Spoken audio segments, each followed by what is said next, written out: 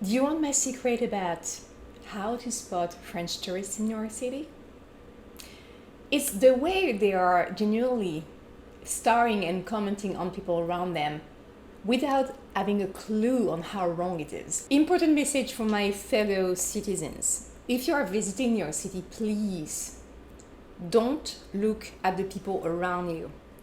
Do not comment on them about how they sound, how they smell, how they look, how they sit, how they stand. This is really not an acceptable social interaction. And you would be badly surprised how many people speak French in New York.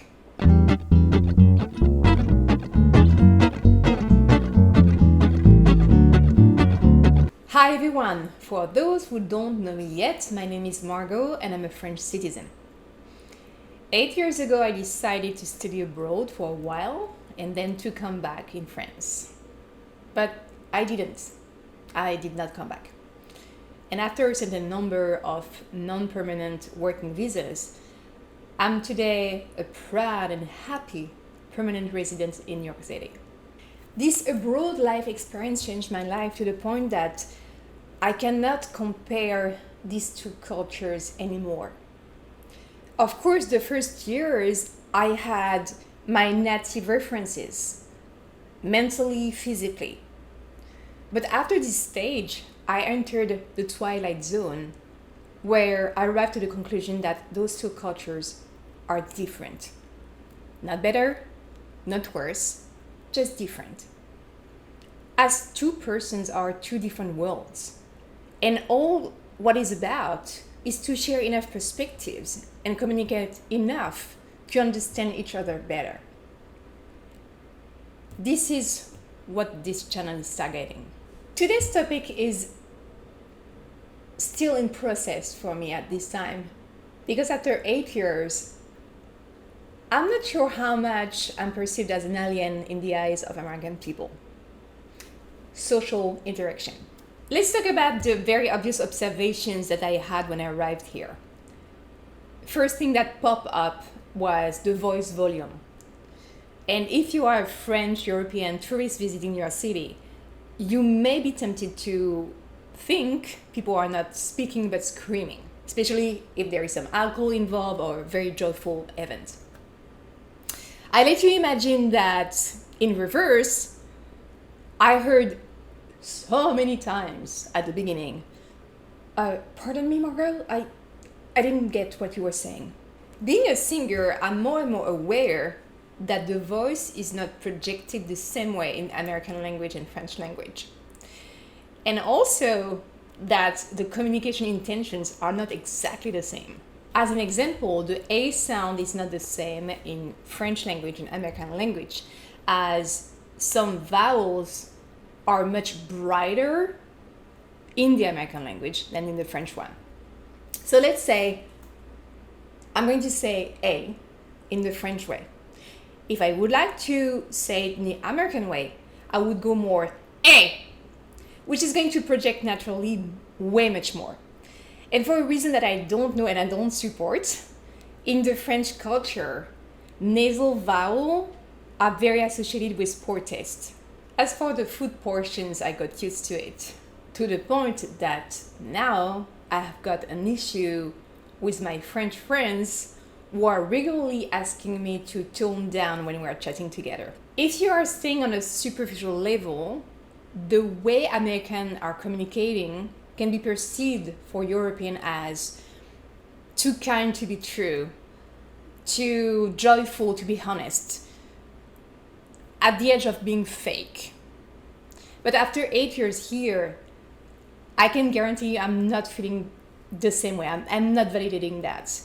I think that the way Americans are communicating is based on the politeness, to put the priority on optimism and sharing support in conversation, having the generosity to show their feelings for deeper connection.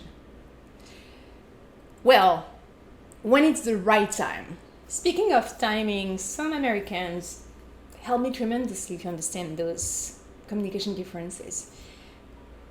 I was rehearsing with a guitar player, and he greeted me, saying, "How are you doing, Margot?"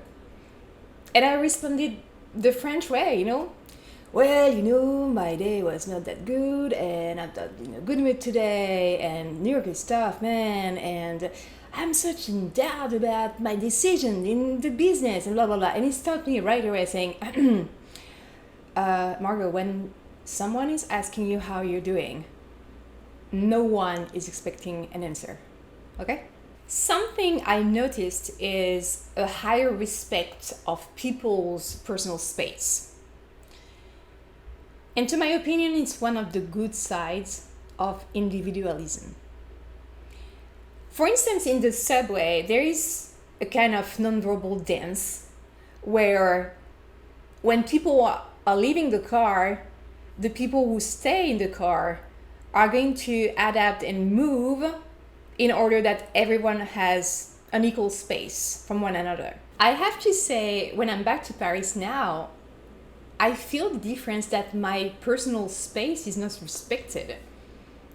People are touching me, people are hitting me without saying excuse me or whatever, even without noticing it. I know it's cultural that the French people are more touchy than the American one. I get it, but I changed enough now to feel more comfortable in New York City than in Paris. Last but not least, I found wonderful the growing awareness about body positivity here in America. And I wish Europe could learn so much more about it. When I'm back in Paris and visiting, I feel the pressure on how I look, my weight, etc. This is real. It's small remarks that are disguised as jokes by friends, or looks at me in the streets that are not very friendly. It's very small, but it's piling. And I find it so sad because fashion is beautiful if it's a creative process that brings people together about beauty. But it's awful when it's just adding more competition that we don't need. If you like this video, give a thumb up, subscribe, and hit the bell button. You know what to do, right? Tell me more in the comment section below. What are the do's and don'ts in your culture in terms of social interactions? Next episode. Is there such a thing as dating in the French culture? Stay tuned. See you very soon.